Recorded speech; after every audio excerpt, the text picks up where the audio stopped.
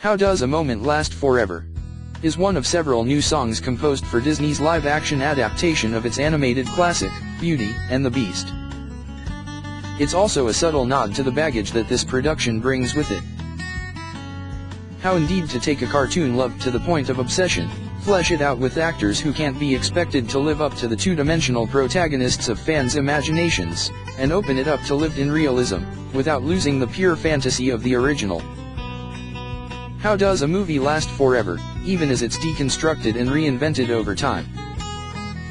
The answer is, with a mixture of careful deliberation and boldness, both of which are on full display in this pleasingly all-out but reassuringly familiar take on a story that might not have started with Disney's 1991 movie but, for many, seemed to end there.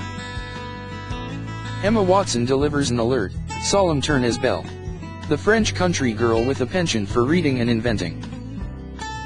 Although Dan Stevens, best known for his recurring role on Downton Abbey, is heard more than seen, he lends the Beast just the right ratio of soul to raffish misanthropy. In fact, it's Stevens who gets the first scene of Beauty and the Beast, when as a vain prince he's being garishly made up before he appears at an opulently appointed ball. The ensuing fate is a lilting swirl of cream-colored gowns in a soaring aria delivered by Audra McDonald, accompanied on the harpsichord by Stanley Tucci. But the prince is not a nice guy, and when a wizened visitor begs to be allowed in by offering him a perfect rose, he cruelly casts her aside. She in turn casts a spell that turns him into the lurking, leonine title character who can turn human again only once he learns how to love and be loved. The fact that it's the damsel doing the saving in Beauty and the Beast. Not once but twice, if you count Belle's kindly father, Maurice, a sweetly affecting Kevin Kline, who runs into trouble midway through the film, gives extra verve to the presence of Watson. The actress has become a feminist icon, thanks to her days as Hermione in the Harry Potter movies as much as her off-screen political activism. Like another Emma in last year's La La Land, Watson may not possess a killer set of pipes, but her singing, which sounds like it's been technologically sweetened here, is serviceable enough to get the job done. It's her solid, capable persona that take pride of place in Beauty and the Beast, which is as much about its lush French provincial costumes and settings as it is about story and character. Belle's opening number, during which she sings of longing and intellectual restlessness while swaying through her village's market, is an eye-catching melange of flowers, fabrics, textures, and riotously bright springtime colors. In addition to setting the stage for confections to come, that opening sequence also introduces one of Beauty and the Beast's most beloved and beloaded characters, Gaston, Belle's would-be suitor, played with fatuous relish by a wonderfully game Luke Evans.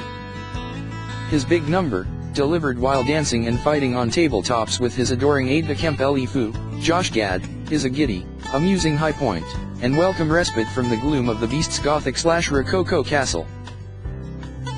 The film's biggest sequence, set to the song Be My Guest, revisits the Busby Berkeley design elements of the 1991 version, here elaborated with even more anachronistically psychedelic neon and a punched-up, disco-worthy color palette. Bill Condon, Dreamgirls, never met a camera he didn't want to swoop, swirl, and otherwise move around his characters in delirious circles.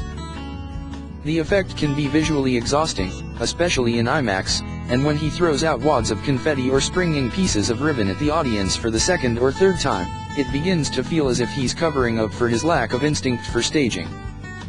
Alan Menken, who composed the original songs, has enlisted lyricist Tim Rice for a batch of new tunes, none of which is particularly memorable, but none of which is objectionable, either. The orchestrations, meanwhile, are reliably swelling and lush. The animated housekeeping items, MRS. Potts the teapot, Lumiere the candelabra and Cogsworth the clock, are all brought to convincing life by way of digital magic and terrific voice work by Emma Thompson, Ewan McGregor, and Ian McKellen, respectively. McDonald's and Tucci's characters, a wardrobe and harpsichord, have less to do but are on hand for the film's grand finale, made all the more gratifying by the emotions that have been plumbed before. By beefing up the presence of Belle's father, and the absence of her mother, the filmmakers have given Belle as much shadow material as the diffident Beast, who starts out as her captor and wins up her soulmate.